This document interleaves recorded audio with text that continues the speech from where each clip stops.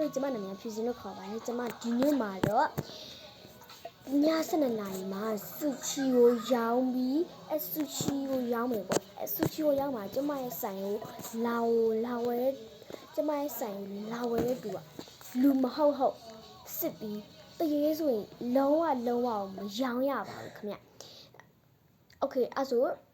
စလိုက်ရအောင်ခင်ဗျပထမလူကလာပါပြီခင်ဗျဒီပထမလူလာတဲ့အတွက်ဆိုင်အောင်အရင်ဖွင့်မယ်ပေါ့တက်ရောက်မှာဟာသူကလူမဟုတ်စစ်ဆေးမယ်ခင်ဗျဒီနေ့မှာ CCTV လေးရှိရပေါ့โอเคသူကတော့လူပါပဲခင်ဗျโอเคအဲ့ဆိုသူရောင်းပေးလိုက်မယ်ခင်ဗျคือသူရောင်းပေးလိုက်မယ်ယူပြီးတော့ဒီထဲထည့်လိုက်မယ်ပေါ့ဒီကဘာယူရမှာအော်ဒီမှာတွေ့ပြီခင်ဗျ